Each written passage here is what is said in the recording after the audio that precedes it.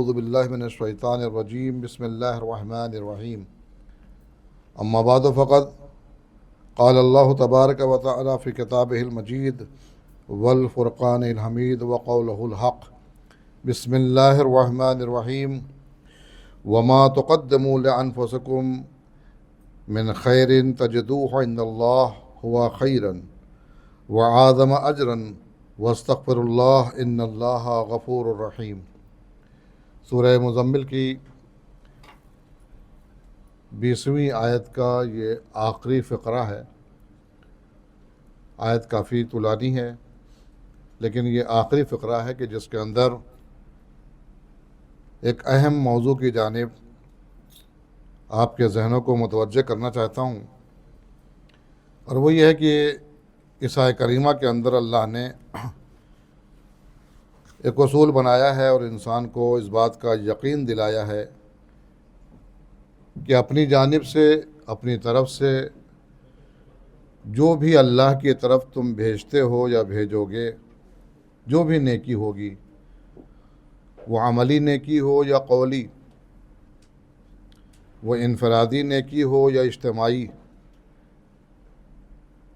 وہ واجب کی صورت میں نیکی ہو یا مستحب کی صورت میں، جس صورت میں بھی تم نیکی اپنی جانب سے اللہ کی طرف بھیجو گے تو یہ پروردگار کا کہنا ہے اور اس کا وعدہ ہے کہ تمہاری نیکی وہاں پر نیکی ہی رہے گی، بلکہ ہم اس کے اندر ایک اضافہ یہ بھی کر دیں گے کہ وَعَظَمَ اجرًا، وہ نیکی تو نیکی رہے گی لیکن ہم اس کے اجر کو بڑھا دیں گے۔ ہم جتنا ہم نے وعدہ کیا ہوگا یا جتنا تمہارا حق بن رہا ہوگا اس سے زیادہ بڑھا کر کے ہم تمہیں دیں گے۔ یعنی اگر کسی نے کوئی نیکی کیا ہے، کوئی خیر انجام دیا ہے، کوئی بھلائی کی ہے، کوئی اچھا کام انجام دیا ہے، کچھ حسن عمل انجام دیا ہے اور اللہ کی طرف بھیجا ہے، تو یقین جانے کہ وہ ضائع نہیں ہونے والا ہے۔ اللہ کہہ رہا ہوا خیرن، وہ خیر رہے گا، وہ ضائع نہیں ہوگا، کہیں پر چھپایا نہیں جائے گا، کوئی اسے مٹا نہیں سکتا ہے، کوئی اسے خراب نہیں کر سکتا ہے۔ اور یہی نہیں بلکہ وہ اجرًا عظیما، ہم اس عمل کے ثواب کے علاوہ اس کے اجر میں اضافہ کر کے دیں گے، یعنی پروفٹ اس کا جو ہے بہت زیادہ ہوگا، منافع جو ہے اس کا بہت ہی زیادہ ہوگا۔ انسان حیران و پریشان ہو جائے گا کہ ہم نے تو سامنے والے کو سلام کیا تھا، اللہ نے کہا کہ سلام کرنے میں جو 70 نیکیاں ہیں، جو سلام کرتا ہے اسے 69 ملتا ہے، جو جواب دیتا ہے اسے 1 ملتا ہے۔ یہ وہ نیکی ہے جو ہمیں معلوم ہے، پیغمبر نے ہمیں بتا دیا ہے، لیکن اس طرح کی نیکی کہ جب وہ روز حشر دیکھے گا، یوم حساب جب دیکھے گا تو وہ حیران و پریشان ہو جائے گا کہ ایک سلام کے اوپر اللہ نے ہمیں اتنا اجر عطا کیا ہے، اتنا مقام عطا کیا ہے۔ لہذا جب بھی کوئی نیکی انجام دیں تو اس بات کے یقین کے ساتھ انجام دیں کہ اس نیکی کو ہم اللہ کے لیے انجام دے رہے ہیں، اللہ کی جانب بھیج رہے ہیں اور اللہ کے سامنے ہم پیش کر رہے ہیں۔ اگر ایسا ہوا تو اللہ کیا کر رہا ہے؟ ہوا خیرن، وہ خیر ہی رہے گا، شر نہیں بنے گا، فساد نہیں بنے گا، خراب نہیں ہوگا۔ وَأَعْظَمُ اجرًا، اور اس کا اجر جو ہے وہ زیادہ ہوگا۔ تم حیران و پریشان ہو جاؤ گے۔ یوم حساب کی کیفیتوں میں سے کیفیت یہی ہے کہ انسان جو چھوٹے چھوٹے گناہ کرتا ہے، جب اس کے عذاب اور عقاب پر نگاہ اس کی جب جائے گی تو وہ حیران ہو جائے گا کہ ہم نے تو بڑا لائٹلی لیا تھا، بہت ہی ہلکے میں لیا تھا ہم نے، یہ تو ہم نے روا روی میں کر دیا تھا، یہ تو ہم نے مزاحن کر دیا تھا، یہ تو ہم نے جو ہے ماحول کے تحت انجام دے دیا تھا۔ لیکن وہ آہستہ آہستہ کلیکشن ہوتے ہوتے جو ہے ڈھیر بن جائے گا، جو بہت ہی مصیبت والی چیز ہو جائے گی ہمارے لیے۔ اسی طرح سے نیکیاں بھی ہیں، کبھی کبھی ہم جو ہے یوں ہی جو ہے نیکی انجام دے دیتے ہیں، بہت زیادہ اس کے اوپر توجہ ہماری نہیں ہوتی ہے، لیکن بہرحال نیکی رہتی ہے۔ تو یہ چھوٹی چھوٹی نیکیاں ہیں، کسی بزرگ کے سامنے اگر کوئی ایک تنکا خلال کرنے کے لیے، دانت صاف کرنے کے لیے اگر پیش کر دیتا ہے اللہ اس نیکی کو بھی ضائع نہیں کرے گا۔ اگر کوئی بوڑھا کمزور آدمی روڈ کراس کرنا چاہتا ہے اور آپ نے اس کو مدد کر دیا اور روڈ کراس کر دیا، یہ بظاہر آپ کے لیے کوئی بہت بڑا عمل نہیں ہے۔ آپ ہٹے کٹے ہیں، جوان ہیں، طاقتور ہیں، وقت ہے، اور یہ عمل جو شاید 2-4 منٹ کا 1 منٹ کا ہوگا، لیکن اللہ کہتے ہیں کہ اللہ اپنے بندے کو اجر و ثواب دینے کے بہانے تلاش کرتا ہے۔ اس رحمت کو پہچانے کہ پروردگار عالم آپ سے یہ نہیں چاہتا ہے کہ آپ بہت زیادہ کام انجام دیں پھر اسے دے گا، نہ، بلکہ اگر تھوڑا تھوڑا کام بھی اگر آپ انجام دیتے رہیں گے تو جب وہاں پر وہ اجر و ثواب دینے والا ہوگا تو پھر آپ حیران و پریشان ہو جائیں گے۔ یہی وجہ ہے کہ کہا جاتا ہے کہ وہاں پر سب گریہ کریں گے، جو اچھی کنڈیشن میں ہوں گے وہ بھی گریہ کریں گے، جو میڈیم کلاس میں ہوں گے وہ بھی گریہ کر رہے ہوں گے، جو ادھر نچلے کلاس میں ہوں گے وہ بھی گریہ کریں گے۔ مجھے دیکھ رہے ہوں کہ یہاں پر بالکل تھوک کے بھاؤ مل رہا ہے ثواب، بعد کثیر تعداد میں مل رہا ہے ثواب، اور یہ دیکھ کر کے وہ حیران ہو جائے گا۔ جو نچلے طبقے میں ہوگا سوچے گا تھوڑا سا کام انجام دے دیا ہوتا تو کم سے کم مڈل کلاس میں پہنچ جاتے ہوں۔ جو مڈل والا ہوگا کہا کہ جب ہم نے اتنا انجام دیا تھوڑا سا اور ہم نے کوشش کیا ہوتا، بہت بڑا کام تو نہیں تھا، تو ہماری پوزیشن اور اچھی ہو جاتی۔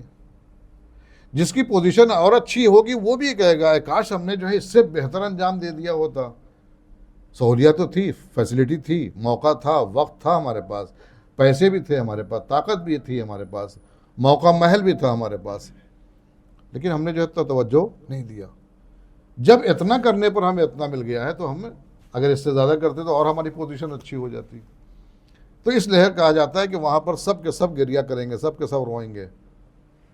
کل عین باقیۃ یوم القیامہ، قیامت کا روز ہر آنکھ رو رہی ہوگی، گریہ کر رہی ہوگی۔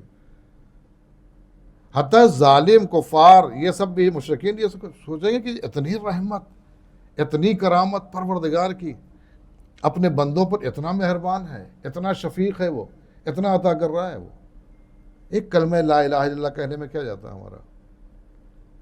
تو وہاں پر سوائے کف افسوس ملنے کے اور کچھ نہیں ہوگا۔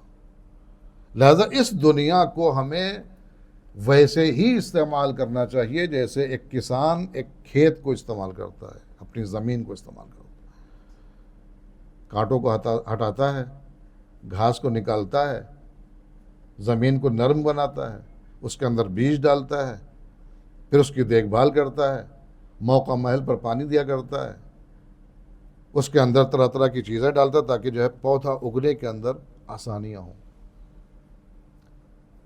اور وہ زمین کے اوپر سارا کام کرتا ہے۔ پوری جو کوشش رہتی ہے وہ اس کو کھیتی کو اچھا بنانے میں رہتی ہے۔ بس یہی کام ہمیں بھی کرنا چاہیے، کیونکہ الدنیا مزرعۃ الآخرہ، دنیا آخرت کی کھیتی ہے۔ کھیتی میں کیا کرتے ہیں آپ کسان سے جا کے دیکھ لیجیے، آپ کتنا خیال کرتا ہے، وہ ایک ایک دن کا چن چن کے اٹھاتا ہے کہ کہیں میرے پودے کو نقصان نہ پہنچ جائے، کانٹے لگاتا ہے، دیواریں اٹھاتا ہے، کوئی جانور نہ آ جائے، پودے کو بار بار دیکھتا ہے، خوش بھی ہوتا ہے، خیال کرتا ہے۔ ایک کسان اپنے پودے کو، اپنے پیڑ کو، اپنے کھیت کے جو شجر ہوتا ہے، جو ہوتا ہے اس کی دیکھ ریکھ ایسے کرتا ہے جیسے ایک باپ اپنے بیٹے کو دیکھتا ہے، بڑا پیار محبت ہوتا ہے اسے۔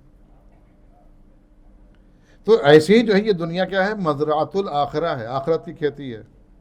لہذا نیکی کرنے میں انسان کو کوتاہی نہیں کرنا چاہیے۔ اور نیکی کئی طرح کی ہوتی ہے۔ ایک ہوتی قولی، ہم نے اچھا بولا، ہم نے سلام کیا، ہم نے حال و احوال پوچھا۔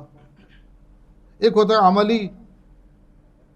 عملی کا مطلب یہ ہوتا ہے کہ ہم نے وقت نکال کے آپ کے پاس ہم گئے، عیادت کے لیے گئے، کوئی مصیبت آ گئی ہم آپ کو پوچھنے کے لیے چلے گئے، کوئی پریشانی آ گئی تو ہم آپ کے پریشانی کے اندر شامل ہو گئے، حصہ بٹا لیا ہم نے، خوشی آئی تو اس کے اندر شامل ہو گئے۔ کبھی کبھی انسان نیکیاں کرتا ہے مال کے ذریعے سے، کبھی اعمال کے ذریعے سے۔ اعمال مطلب نماز، روزہ، حج، زکوٰۃ، خمس، جہاد، یہ سب چیزیں۔ مال کے ذریعے سے بھی نیکی کرنا چاہیے۔ سب سے مشکل کام وہ مال کے ذریعے سے کرنا ہوتا ہے۔ آپ کسی کو کہیے کہ جو ہے آج کے دن جو ہے 50 رکعت نماز پڑھنی ہے، وہ پڑھ لے گا آسانی سے، لیکن اسی سے کہیے کہ 200 روپیہ کسی کو دے دو، اس کی روح نکل جاتی ہے، کیونکہ مال سے ہمارا لگاؤ زیادہ ہو گیا۔ حالانکہ اللہ امتحان لیتا ہے، اللہ دے کے بھی امتحان لیتا ہے اور چھین کے بھی امتحان لیتا ہے۔ یہ تو موقع ہمیں دیا اللہ نے کہ ہمارے پاس آج ہے اور ہم دے سکتے ہیں، ہو سکتا ہے امتحان کے لیے دیا وہ اللہ نے ہمیں، اور ہم امتحان میں فیل ہو جائیں۔ تو یہ جو ہے آیت جو ہے بڑی تسلی بخش آیت ہے۔ اور اس کے بعد یہ وَاسْتَغْفِرُ اللَّهَ إِنَّ اللَّهَ غَفُورٌ رَحِيمٌ، اور استغفار بھی کرتے رہو، یعنی جو تم نے جو ہے برائیاں کی ہیں اس کو مٹاتے رہو، اس کو ڈسٹر اس کا چلاتے رہو۔ ڈسٹر کیا ہے؟ استغفار ہے۔ بہترین کائنات کے اندر دعا کیا استغفار ہے، کچھ نہیں جاتا ہے۔ ایک تسبیح صبح شام دوپہر اگر پڑھ لے آدمی، اسی ماہ رجب کے اعمال کے اندر ہے کہ اگر ہر روز انسان یہ اپنا وطیرہ بنا لے کہ 70 مرتبہ استغفر اللہ ربی و اتوب الیہ کہے، ان اعمال کے علاوہ بات کر رہا ہوں میں، جو اعمال کے اندر ہے کہ آپ اتنے مرتبہ کہیں، اس کے علاوہ ایک وظیفہ الگ سے کہ میرے معبود یہ جو ہے اسپیشل میں تیری بارگاہ میں استغفار کر رہا ہوں۔ یقین جانے کہ وہ ماہ رجب کے اندر ایسے پاک و پاکیزہ ہو جائے گا گناہوں سے کہ جیسے بچہ ابھی ابھی بطن مادر سے پیدا ہوا ہو۔ تو یہ موقع اور محل جو اللہ نے دیے اسے ہمیں استعمال کرنا چاہیے۔ یہ ایک بات ہو گئی۔ اس کے اندر ایک چیز کی جو توجہ دلائی گئی وہ یہ ہے کہ لوگوں کی نیڈ کو پورا کرنا، لوگوں کی ضرورتوں کو پورا کرنا، لوگوں کو مالی اعتبار سے مدد کرنا، لوگوں کی جو ہے ضروریات کو پورا کرنا، یہ بھی بہت ہی اہم مسئلہ ہے۔ ایک توقیع کے اندر، ایک لیٹر کے اندر امام زمانہ جل اللہ تعالیٰ فرجہ الشریف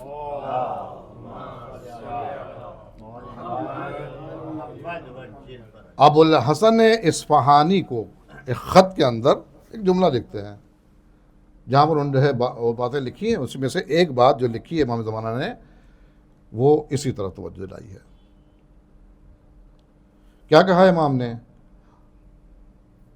اگر ابو الحسن اصفہانی کو انہوں نے لیٹر میں لکھتے ہوئے یہ جملہ کہا کہ یا ابو الحسن اجلس مجلسک فی دہلیز البیتک، توجہ کریں گے آپ، بڑا نایاب جملہ ہے امام زمانہ کا، امام عصر، امام وقت، ہمارے زمانے کے امام جو پردہ غیب کے اندر جو ہمارے اعمال کے ناظر ہیں اور شاہد ہیں، فرماتے ہیں کہ اجلس مجلسک فی دہلیز البیتک وغز حوائج الناس۔ اے ابو الحسن، ابو الحسن اصفہانی سے کہتے ہیں کہ ابو الحسن اپنے گھر کی دہلیز پر بیٹھ جایا کرو، اپنے گھر کی دہلیز پر بیٹھ جاؤ اور بیٹھنے کے بعد لوگوں کی حاجتوں کو پورا کرو۔ کیا مطلب ہے؟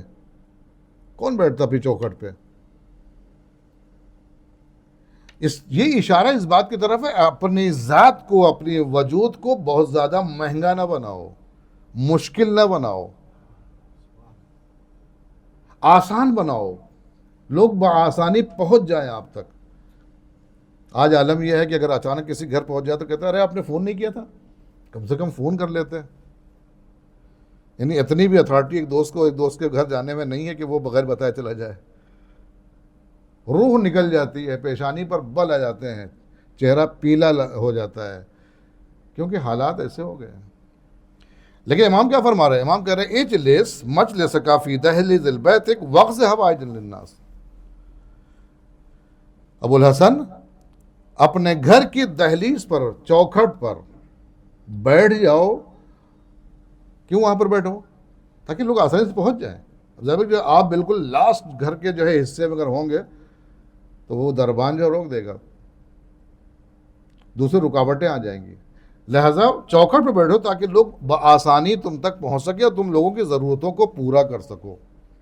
اس کی طرف اشارہ یہ ہے کہ انسان کو اپنے وجود کو، اپنی ذات کو، اپنی زندگی کو اتنا آسان بنانا چاہیے کہ اس کا بھائی، اس کا دوست، اس کی بہن، اس کے گھر والے، اس کے عزیز و اقارب ملنے میں تکلف نہ کریں، آنے میں زحمت کا احساس نہ کریں. آج ہمت نہیں پڑتی ہے, ایک ماں کی ہمت نہیں پڑتی ہے کہ بیٹے کے گھر پہ جو ہے بغیر بتائے ہوئے اچانک سے پہنچ جائے. حالات اس طرح سے ہو گئے ہیں, رشتے جو ہے ختم ہو رہے ہیں آہستہ آہستہ.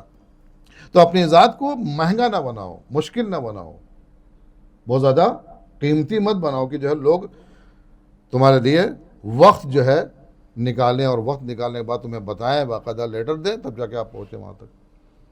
تو امام نے لوگوں کی ضرورت پورا کرنے کے لیے اصول بتایا ہے, یعنی اپنی ذات کو آسان کرو. اب اس کے علاوہ جو ہے حاجات ہے کیا چیز, ضروریات کیسے پوری کی جائے. پیغمبر اسلام ختم مرتبت حضرت محمد مصطفیٰ صلی اللہ علیہ وسلم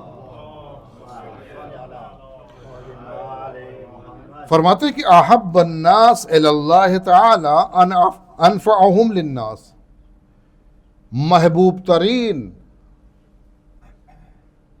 بندہ اللہ کی نگاہ میں یا اللہ کی نظر میں وہ ہے کہ جس سے لوگوں کو زیادہ فائدہ ہو, مفید ہو لوگوں کے لیے, مالی اعتبار سے, کردار کے اعتبار سے, وقت کے اعتبار سے, ضروریات کے پورا کرنے کے اعتبار سے. اگر کوئی شخص کسی کے جو ہے فائدے کے لیے کام کر رہا ہے یا فائدہ پہنچا رہا ہے تو وہ اللہ کے نزدیک سب سے زیادہ محبوب ہے. اور جب وہ محبوب ہوتا ہے تو کیا کیا عطا کرتا ہے اپنے محبوب کو. پیغمبر اسلام محبوب ہیں اللہ کے, کیا کچھ نہیں عطا کیا پیغمبر کو اللہ نے. جناب ابراہیم خلیل ہوئے, دوست ہوئے اللہ کے, کیا کچھ نہیں عطا کیا. آپ تاریخ اٹھا کے دیکھیں تو کہتے ہیں کہ محبوب ترین شخص ہے وہ اللہ کے نزدیک کہ جو لوگوں کو نفع پہنچاتا ہے, لوگوں کو فائدہ پہنچاتا ہے, لوگوں کی ضروریات کو پورا کرتا ہے. اللہ کو بہت پسند ہے یہ کام.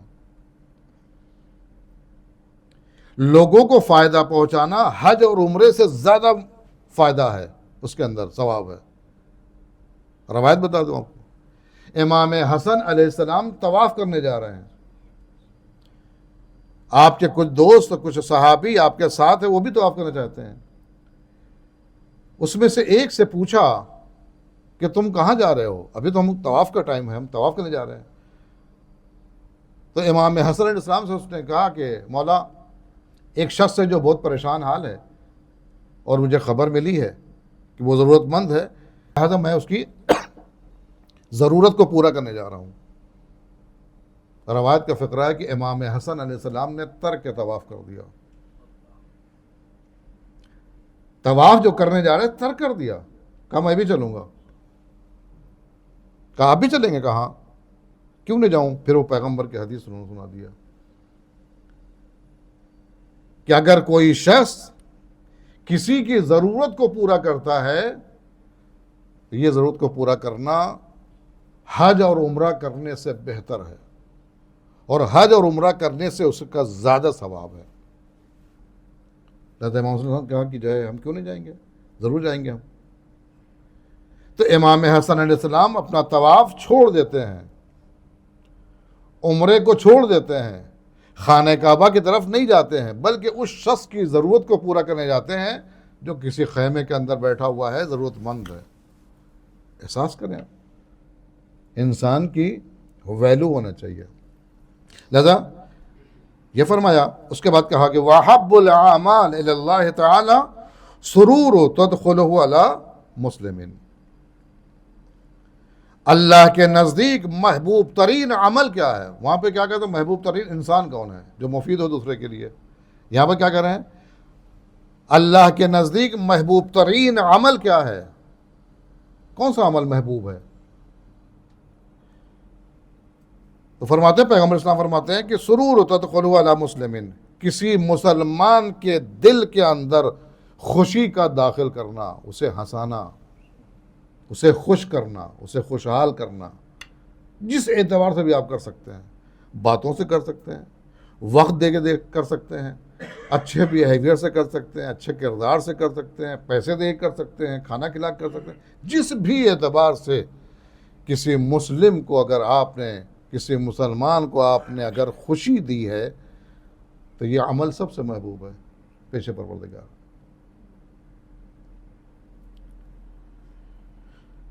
اس کے بعد کیا کہا, او تکشف عنہ کربہ, یہی نہیں، خوشی نہیں، بلکہ اس کے کرب کو اگر دور کر لے جائیں آپ، کسی کی جو ہے مصیبت کو اگر آپ جو ہے حل کر سکیں، کسی کی پریشانی کو حل کر سکیں، کسی بھی اعتبار کی پریشانی ہو، اگر آپ نے اس کو حل کر دیا تو یہ محبوب ترین عمل ہے پیش پروردگار۔ مسئلہ یہ ہے کہ ہم جو عمل انجام دیتے ہیں، ہم کوشش کرتے ہیں کہ ہمیں جو اچھا لگتا ہے ہم وہ انجام دیں، لیکن معیار یہ نہیں ہونا چاہیے، معیار یہ ہونا چاہیے کہ جو اللہ کو اچھا لگتا ہے وہ کام انجام دیں، مزہ اس کے اندر ہے، ثواب تو اسی میں نا۔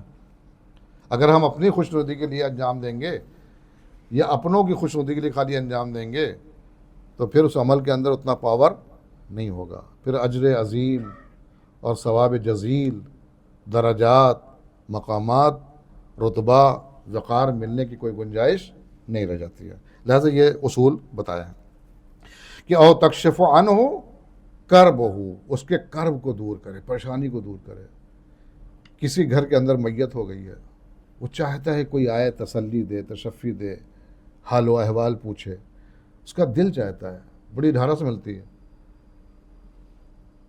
تو آپ وہاں پر جائیں، بیٹھیں، تسلی دیں۔ کوئی مریض ہے، کراہ رہا ہے، مصیبت کے اندر ہے، ایسے میں چاہتا ہے کہ کوئی دوست، کوئی چاہنے والا اس کے پاس بیٹھے اور تسلی و تشفی دے، اس کی پریشانی کو دور کرے، جس اعتبار سے بھی ہو سکتا ہے۔ او تغض عنہ دینا، اگر کسی قرض ہے تو اس کو ادا کرے، کسی کی ضرورت کوئی ہے تو اس کو ادا کرے، کسی ضرورت پورا کرے۔ او تطرد عنہ جوعا، اگر کوئی بھوکا ہے تو اس کی بھوک کو مٹا دے۔ یہ پیغمبر نے باقاعدہ فہرست کے طور پر بیان کیا ہے، کچھ چیزیں بیان کی تاکہ ہماری امت کل یہ نہ کہہ سکے محشر میں کہ یا رسول اللہ ہم نیکی کرنا تو چاہتے تھے لیکن کنفیوز تھے، ہم کون سی کریں، یہ والی کریں کہ یہ والی کریں، کون زیادہ اہم ہے، اسی چکر میں ہم نے چھوڑ دیا ساری چیزیں۔ لہٰذا پیغمبر اسلام نے یہاں پر فہرست کے طور پر کچھ چیزوں کی طرف، ایسا نہیں کہ یہی سب کچھ ہے، اس کے علاوہ بھی ہے، لیکن فہرست کے طور پر انسان کو کم سے کم اتنا انجام دینا چاہیے۔ یہ ضرورت کو پورا کرنا یہ بہت ہی اہم مسئلہ ہے۔ عبداللہ ابن مبارک کا واقعہ ہے کہ عبداللہ ابن مبارک جو ہے حج کرنے کے ارادے سے نکلتے ہیں، پیسے وغیرہ جمع کرتے ہیں، اور جب پیسے ان کے پاس اس مقدار میں ہو جاتے ہیں کہ حج کو بآسانی انجام دے سکے، گھر والوں کو اخراجات دے سکے، واپس آ کے حالات زیادہ خراب نہ ہوں، اور یہ پیسے لے کر کے چلتے ہیں جب، اور اپنے قریے سے باہر جاتے ہیں اور دوسرے شہر کے اندر، دوسرے قریے کے اندر داخل ہوتے ہیں، ارادہ کیا ہے؟ حج کرنا ہے۔ حج کے اندر پیسے زیادہ لگتے ہیں، وقت بھی لگتا ہے، سواری اگر نہیں ہے تو سواری خریدنا پڑتی تھی پہلے، گھر والوں کو اخراجات دینا پڑتے تھے جب تک واپس نہ آ جائے، واپس آنے کے بعد بھی حالات اچھے ہونا چاہیے، اس کے حالات خراب نہ ہو جائیں اس کے، تو ٹھیک ٹھاک پیسہ لگتا ہے، اچھا خاصا پیسہ لگتا ہے۔ جب انہوں نے جمع کیا، جمع کر کے چلے اور دوسرے قریے کے اندر گئے تو وہاں سے گزر رہے تھے، کسی شاہراہ سے گزر رہے تھے، دیکھا وہاں پر کوڑا کرکٹ کا جو ڈھیر ہوتا ہے، وہاں پر کوئی نقاب پوش بیوی ہے، کوئی عورت ہے، کوئی خاتون ہے جو کچھ تلاش کر رہی ہے، کبھی جھکتی ہے، کبھی اٹھ جاتی ہے، کبھی جھکتی ہے، کبھی اٹھ جاتی ہے۔ ان کو حیرانی ہوئی کہ آخر یہ کچرے کے اندر، غلاظت کے اندر، اس کنویں جو ہے کوڑے کے ڈھیر کے اندر یہ عورت آخر کیا تلاش کر رہی ہے، اور نقاب پوش بھی ہے، محجبہ بھی ہے، حجاب میں بھی ہے، یقیناً کوئی جو ہے خاندان شرافت کا فرد ہوگی۔ لہذا قریب گئے، جانے کے بعد دیکھا تو وہاں پر ایک مردہ بطخ تھی، اس کو وہ اٹھا رہی تھی اور صاف کر رہی تھی۔ یہ پریشان ہو گیا کہ ماجرا کیا ہے، اس سے پوچھا کہ، تو اس نے بہت ٹالا، اس نے کہا نہیں، ہمیں نہیں بتانا ہے، کوئی مسئلہ نہیں ہے، آپ اپنا کام کریں، آپ اپنے سفر پہ جائیں، آپ جس کام کے لیے آئیں اس کام کو انجام دیں۔ انہوں نے کہا کہ نہیں، آپ بتائیں کہ ماجرا کیا ہے، شریعت محمدی سے تعلق آپ کا ہے؟ کہا ہاں۔ کہا شریعت محمدی مردار کھانا حرام ہے؟ کہا ہاں۔ تو کہا یہ مردار آپ کیوں لے کے جا رہی ہیں، کس کے لیے لے کے جا رہی ہیں؟ عبداللہ ابن مبارک پیسے لے کر کے جا رہے ہیں حج کے لیے، پیسے والا سب کچھ ہے ان کے پاس، حج کرنا ہے نا۔ ادھر یہ خاتون مردہ بطخ کو صاف کر رہی ہے۔ کہا ماجرا کیا ہے بتائیں۔ جب بہت اصرار کیا کیونکہ جو ہے شیعہ اور علی کے چاہنے والے غریب اگر ہوتے ہیں تو غیرت دار بھی ہوتے ہیں، ان کے اندر غیرت بہت ہوتی ہے، غیور بہت ہوتے ہیں، اور یہ علی کی صفتوں میں ایک صفت ہے۔ لہذا جب اسے پوچھا، اس نے کہا کہ جو ہے ہمارے کچھ بچے ہیں، ہماری جوان بیٹیاں ہیں جن کو ہم گھر سے باہر نہیں بھیج سکتے ہیں، اور ہم سادات میں سے ہیں۔ ہمارے قریے اور ہمارے شہر کا عالم یہ ہے کہ ہمیں کوئی مزدوری نہیں دیتا ہے، ہمیں کوئی کام نہیں دیتا ہے، چونکہ ہم سادات ہیں، اور اگر کوئی کام دے بھی دیتا ہے تو صبح سے لے کر کے شام تک کام کرواتا ہے اور ہمیں پیسے نہیں دیتا ہے، اور یہ ظلم اس لیے کرتا ہے کہ ہم سادات ہیں اور ہمارے گھر کے اندر بچے بھوکے ہیں، کئی دن ہو گئے، کئی وقت ہو گئے انہوں نے کھانا نہیں کھایا ہے، اور شریعت محمدی میں مردار کھانا جائز ہو جاتا ہے کہ جب انسان کو جان کا خطرہ ہو بھوک کے بنا پر۔ یہ سننا تھا کہ عبداللہ بن مبارک حیران و پریشان ہو گئے کہ اولاد زہرا، سادات، سید زادی کے اوپر یہ وقت ہے کہ کوڑے دان کے اندر مردہ بطخ تلاش کر کے صاف کر کے اپنے بچوں کے لیے لی جا رہی ہے، اور لوگ مزدوری صرف اس جرم پر نہیں دے رہے ہیں کہ وہ سید و سادات ہے، اسے کام پر اس لیے نہیں رکھتے ہیں کہ وہ سید ہے، وہ جو ہے سید زادی ہے۔ لہذا جو ہے انہوں نے کہا کہ جو ہے بی بی اپنا آپ دامن پھیلا دے۔ اس نے سر کو جھکا لیا، کہا مجھے معاف کر دو، میں نے اپنی حالت کو تمہیں بتا دیا۔ کہا کہ نہیں، اب آپ نے اپنا کام کر دیا ہے، اب میرا کام ہے۔ کہا دامن پھیلائے اپنا آپ۔ انہوں نے دامن کو پھیلایا سر کو جھکا کر کے۔ عبداللہ بن مبارک نے سارا پیسہ جو حج کا پیسہ تھا وہ سب کے سب ان کے دامن میں ڈال دیا۔ کہ یہ مردار بطخ آپ یہیں پہ رکھ دیں، اور یہ اتنی رقم ہے کہ آپ اپنا آذوقہ اور اپنا ذریعہ معاش بھی بنا سکتی ہیں اور گھر کے حالات بھی درست کر سکتی ہیں۔ اور عبداللہ ابن مبارک نے روضہ رسول کی جانب اشارہ کر کے کہا کہ یا رسول اللہ، معاف کیجیے گا اگر میں نے کوئی غلط کام کیا ہوگا، لیکن مجھے یہ برداشت نہیں ہے اور میں یہ کام نہیں کر سکتا ہوں کہ آپ کی چاہنے والی سید زادی بھوکی اور پریشان حال ہو اور میں حج بیت اللہ کے لیے جاؤں، مجھے یہ گوارا نہیں ہے، اور شاید اللہ کو بھی یہ پسند نہ ہو، اگر میں نے غلط کیا ہوگا تو مجھے معاف کیجیے۔ اور یہ کہہ کر کے جو ہے عبداللہ بن مبارک نے اسے واپس کر دیا، وہ چلے گئے اپنے گھر۔ اور عبداللہ بن مبارک جب تک کہ یہ موسم حج کا زمانہ تھا وہ اپنا وقت جو ہے پورا جو ہے وہیں پر باہر انہوں نے گزارا، تو واپس نہیں جا سکتے۔